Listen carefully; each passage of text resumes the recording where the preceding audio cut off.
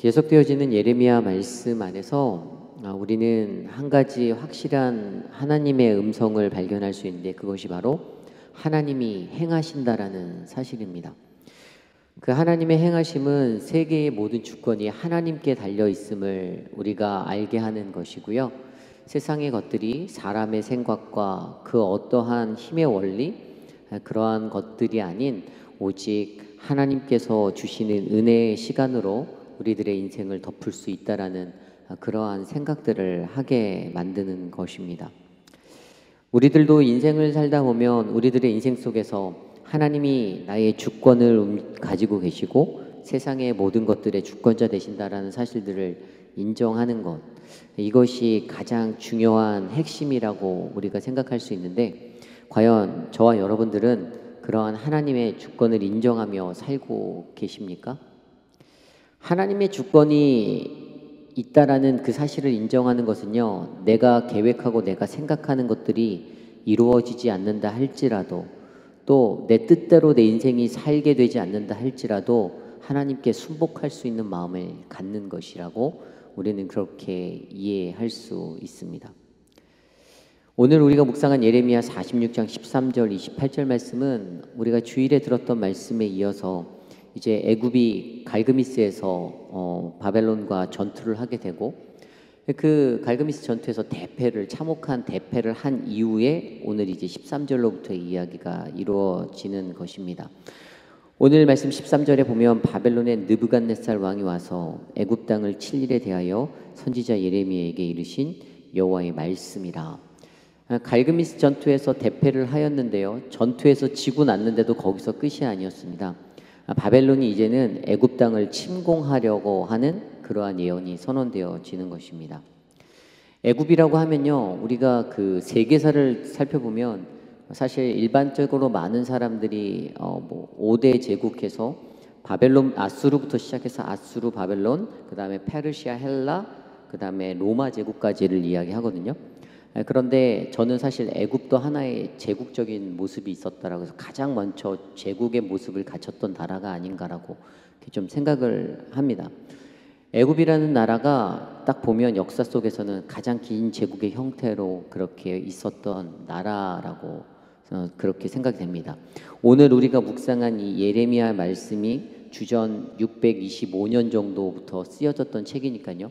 그러면 그 오랜 시간에 이미 출애굽하여서 애굽에서 종살이 하던 이스라엘 백성들, 또 출애굽하여서 가나안으로 들어갔던 그 이후에 이제 그 족장 제도라는 나라의 기반이 형성되기 이전부터 또 나라를 이루고 다윗까지 올 수 있는 그러한 왕국을 세울 수 있었던 이스라엘의 번영 속에서 애굽은 계속해서 같이 동행하고 있었다라는 사실입니다.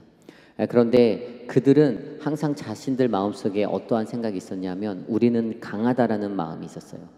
우리는 연약하지 않다, 우리는 강하다, 풍요롭다, 우리는 안전하다라는 생각이 바로 애굽에 있었던 사람들에게 있었습니다.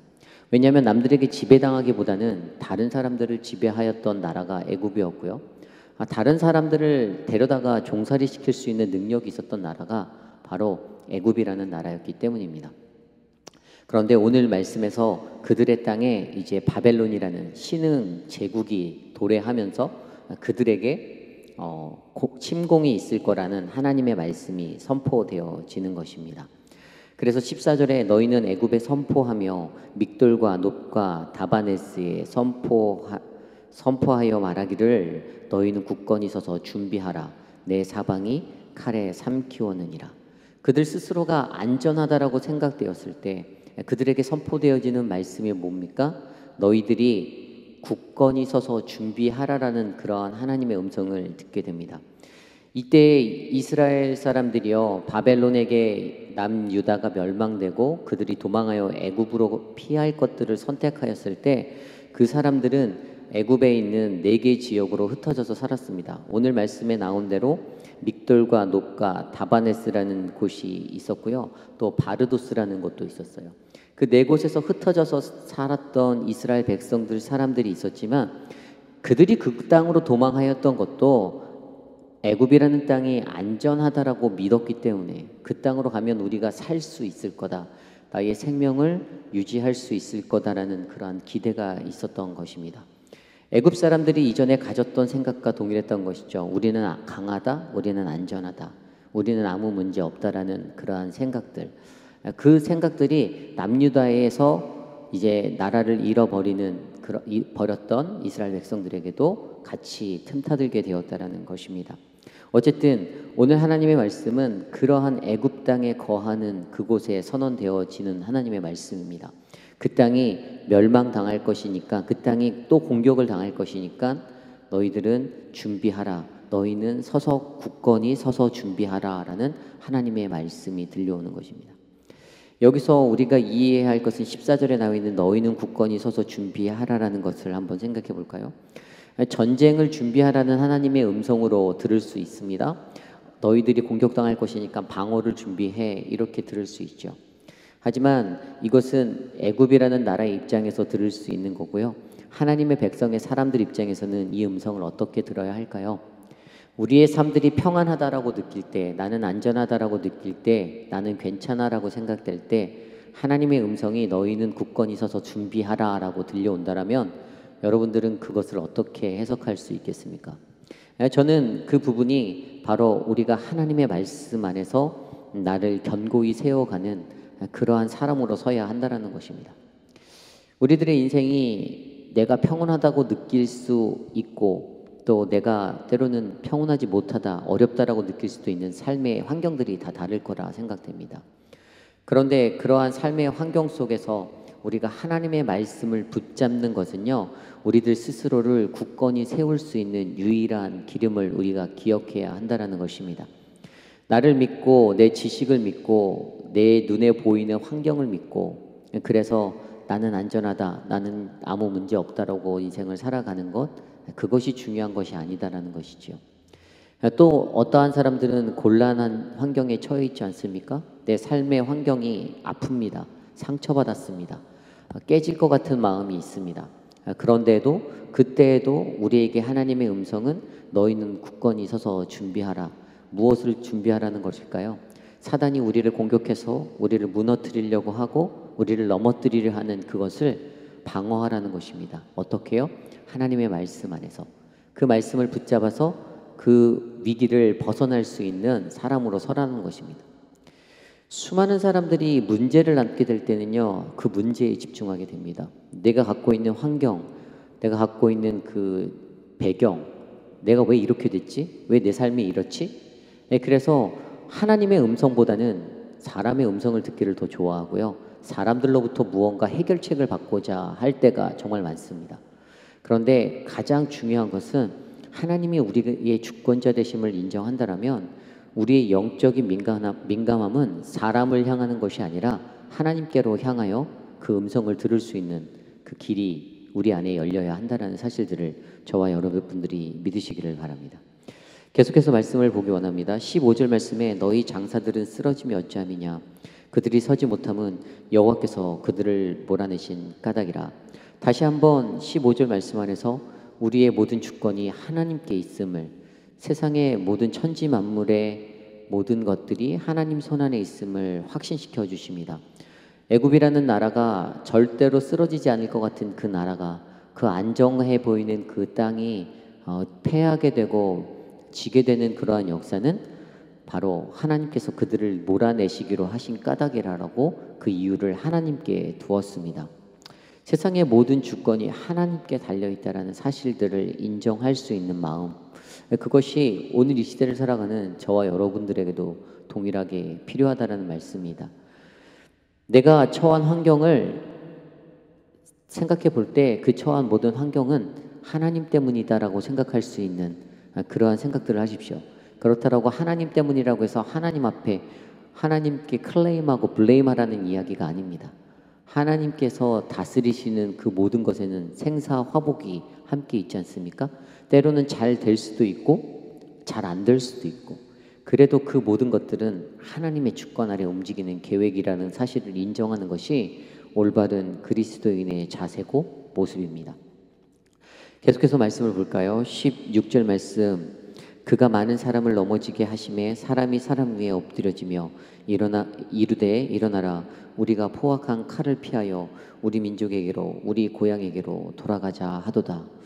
우리가 이 말씀을 보면요, 인간이 얼마나 기회주의자의 모습을 살고 있는지를 살펴볼 수가 있습니다.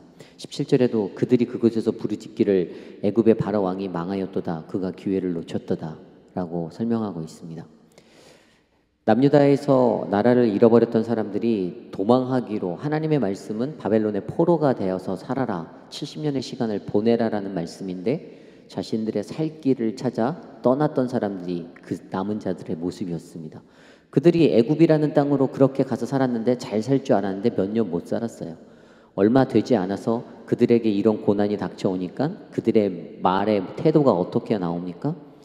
우리가 고향으로 다시 돌아가자 이렇게 이야기합니다. 그러면서 바로 왕은 기회를 잃어버렸다 그렇게 이야기합니다.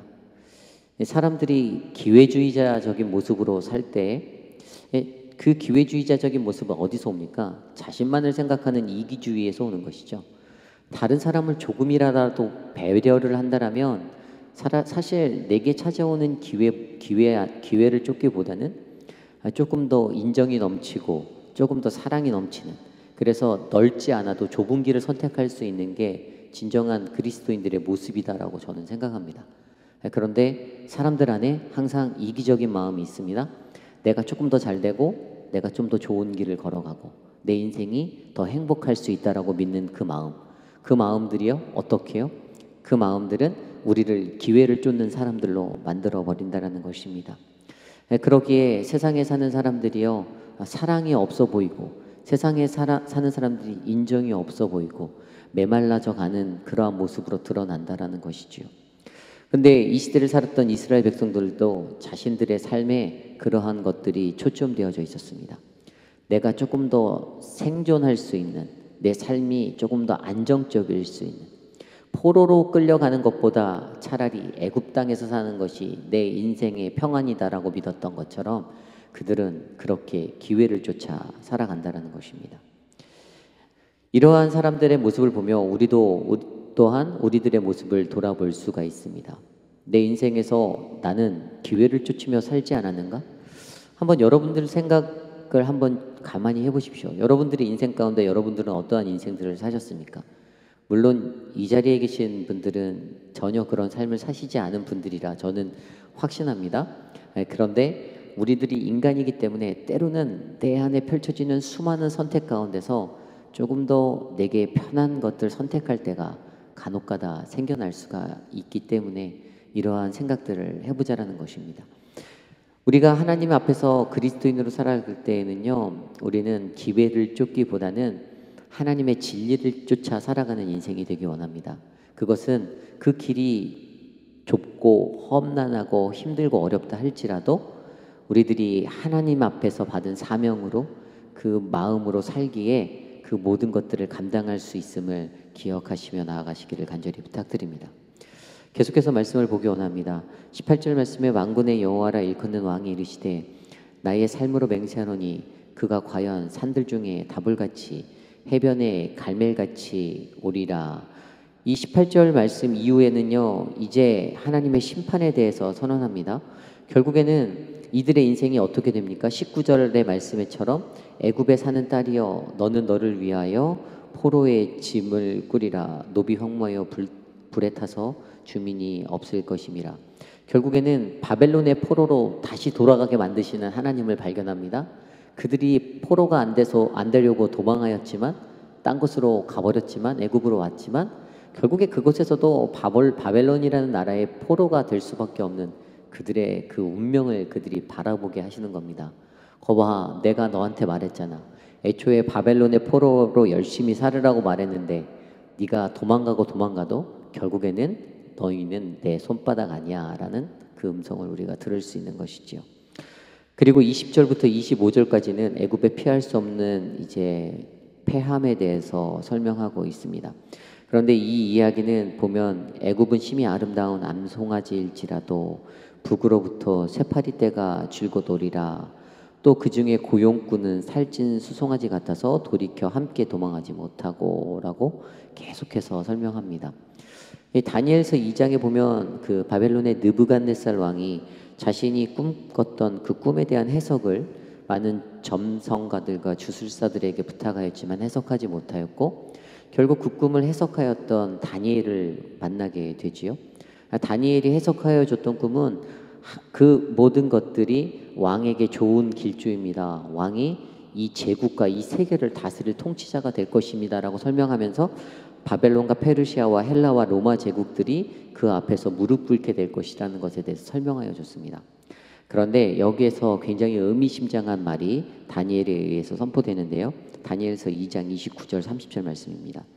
왕이여, 왕이 침상에서 장래일을 생각하실 때 은밀한 것을 나타내시는 이가 장래일을 왕에게 알게 하셨사오니 내게 은밀한 것을 나타내심은 내 지혜가 모든 사람보다 낮기 때문이 아니라 오직 그 해석을 왕에게 알려서 왕이 마음으로 생각하던 것을 왕에게 알려주려 하심이니이다. 한 번에 말씀이 확 들어오시나요? 이 말씀이 포함하고 있는 의미가 무엇입니까? 내가 지혜로워서 당신의 꿈을 해석해 주는 것이 아닙니다. 왕 대신 그 하나님께서 생각하셨던 것을 당신에게 나를 통해서 말씀해 주기 원하십니다. 결국에 가장 깊이 있는 그 의미 해석은 다니엘의 생각이라는 것이 하나님께로부터 왔다라는 사실이죠. 이것을 통해서 모든 것을 지혜 되신 하나님을 다니엘은 나타나고자 하였습니다. 그래서 이방의 왕이었던 바벨론의 느부갓네살 왕도 그 이야기를 듣고 내가 믿는 그 하나님의 하심을 오늘 이 순간에 바라보고 있지 않습니까? 예레미야서를 통해서 애굽 땅을 치고 애굽 땅을 점령하고 남유다를 점령했던 그 모든 역사가 다니엘, 네가 나에게 말하였던 그 이야기가 이루어지는구나라는 사실을 확인했을 거라는 사실입니다. 우리는요, 인생을 살면서 이 확신 아래 살아야 합니다. 다니엘을 통해서 느부갓네살 왕에게 들려졌던 그 말씀은요, 예수를 믿는 우리들에게는 날마다 들려오는 하나님의 음성입니다. 하나님이 말씀하시고 하나님이 우리에게 표현하시는 것들인데 왜 우리들은 그것들을 수도 없이 듣고 수도 없이 바라보면서 믿지 못하고 행하지 못할까요? 나는 입술로 믿는다라고 말하면서 내 행동은 믿는 사람 같지 않게 나갈 때가 더 많지 않습니까? 믿는다라고 하면 그 행동이 그대로 드러나야 하는데 믿지 못하는 것은 내가 두려워하기 때문이에요. 하나님 말씀대로 된다라고 하여 주셨는데 내가 두려워하니까 그 말씀들을 받아들이지 못하고 행동하지 못하는 것이에요. 그래서 사람을 더 의지하고 하나님을 바라보지 못하고 자꾸만 망설이고 주저하게 되는 인생이 되는 것 아닙니까? 이것을 통해서 오늘 말씀은요, 하나님은 계속해서 그 땅에 대해서 이야기하여 주셨어요. 그런데 더 놀라운 마지막 말씀이 26절 이하에 나와 있습니다. 26절 이하의 말씀 보면 이제 회복에 대해서 이야기하시는데요. 여기에서 말하는 회복은 애굽 땅의 회복이 아닙니다. 이스라엘에 대한 민족에 대한 회복이에요. 하나님께서 그 동일한 심판을 그들에게 부어주십니다. 그 심판은요, 하나님의 백성이었던 이스라엘 백성들에게 임하였던 심판이었어요. 그리고 오늘 이 예레미야서 46장 이후로 보면 이제 주변의 열강들에 대한 제국들에 대한 심판들이 계속해서 선언되어져요. 그때 당시를 다스렸던 애굽과 바벨론 뭐 여러 제국들도 하나님께서 심판할 것이다라는 그러한 이야기들을 하셨어요. 그런데 동일한 심판 가운데 다른 모습의 반응이 두 가지가 있어요. 그것은 이방의 나라들에게는 회복의 약속이 없었다라는 사실입니다. 그런데 하나님을 믿는 하나님의 백성에게는 회복해 줄 거라는 그 약속이 계속해서 선언되어지고 있어요. 오늘 말씀을 보면 오늘 말씀에도 26절에 내가 그들의 생명을 노리는 자의 손, 곧 바벨론의 느부갓네살 왕의 손과 그 종들의 손에 넘기리라. 그럴지라도 그 후에는 그 땅이 이전같이 사람 살 곳이 되리라. 여호와의 말씀이니라. 이 땅에서 사람 살 것 같이 된다라는 이야기가 애굽인들이 회복되어질 것을 이야기한 것이 아니라 바로 40년 후에, 지금으로부터 40년 후에 이제 이스라엘 백성들이 다시 회복해서 살게 될 것들에 대해서 이야기하여 주시는 것입니다. 28절 말씀을 보면 여호와의 말씀이니라. 내 종 야곱아, 내가 너와 함께 있나니 두려워하지 말라. 내가 너를 흩었던 그 나라들은 다 멸할지라도 너는 사라지지 아니하리라. 내가 너를 법도대로 징계할 것이요 결코 무죄한 자로 여기지 아니하리라 하시니라. 죄를 범하였던 하나님의 백성 반드시 심판받는다고 이야기하십니다. 하지만 그런 하나님의 백성을 다시 한번 회복시키시고 일으켜 주신다라고도 약속해 주십니다. 그러니 우리가 하나님 앞에 설 때 심판받을 것에 대해서 두려워하면 안 됩니다. 그 심판이 나를 망가뜨리고 나를 없애뜨리는 것이 아니라 그 심판은 나를 제대로 된 인간으로 제대로 된 하나님의 백성으로 만들어주는 채찍질이 된다는 사실입니다. 그리고 그것을 경험하고 그것을 받음으로 우리가 어떻게 해요? 하나님이 이 땅의 주권자 되신다는 사실들을 더 강하게 인식할 수 있는 사람이 될 수 있다는 것이죠. 결국에는 그런 하나님의 백성은 다시 하나님의 땅에 돌아와 살게 되는 은혜를 받게 됩니다. 그 인생은 하나님의 그 회복과 그 모든 것들을 경험하는 인생이 되고 결국에 마지막에 하나님께 영광 돌리기 위해서 온 힘을 다해서 살 수 있는 그 인생이 될 수 있다라는 사실을 오늘 말씀을 통해서 우리에게 선언해 주고 계십니다. 하나님의 말씀은요, 우리에게 계속해서 들려집니다. 그런데 그 말씀을 듣고 그 말씀을 대로 살아가느냐는 바로 저와 여러분들의 선택의 몫입니다. 우리가 하나님을 믿는다라는 그리스도인으로 살 때에는요, 하나님의 말씀대로 살아야 합니다. 내가 갖고 있는 지식을 내세워서도 안 되고요, 내가 갖고 있는 스킬들을 내세워서도 안 됩니다. 아무리 세상에서 좋은 권세와 좋은 직책을 가졌다 할지라도 하나님의 말씀대로 살지 않으면 아무 소용없지 않겠습니까? 뭐 좋은 집이 있고 좋은 차가 있고, 죄송하지만 저는 그런 거 하나도 안 부럽습니다. 저는 좋은 집도 없고 좋은 차도 없는데 진짜 미안하지만 그런 거 하나도 부럽지 않습니다. 하나님의 말씀만 있으면, 하나님의 말씀대로만 살면 그게 정말 행복한 인생이 되는 것 아니겠습니까? 저는 사랑하는 우리 오렌지 가나안 장로교회 성도님들 한 분 한 분이 정말로 그렇게 살아갈 수 있는 그리스도인 되시기를 간절히 소망합니다. 오늘 이 하루를 살 때에, 세상 속에서 우리가 살 때에 그러한 모습으로 살 수만 있다면 아마 하나님께서 너무나도 예쁘다 내 새끼 이러면서 우리들을 두 팔 벌려 안아주실 거라 믿습니다. 오늘 이 시간에 그러한 하나님의 은혜를 바라보며 함께 기도하기 원합니다. 하나님, 내게 주신 그 인생 속에 내 삶의 환경들 하나님 바라보지 않게 도와주십시오. 오히려 하나님, 내게 임하시는 하나님의 은혜를 바라보고 내 주권자 되시는 하나님을 인정하며 하나님 앞에 겸손히 엎드려 주님의 말씀대로 살 수 있도록 나를 이끌어 주시옵소서. 함께 기도하신 후에 제가 기도하고 각자 기도하기 원합니다. 기도하겠습니다.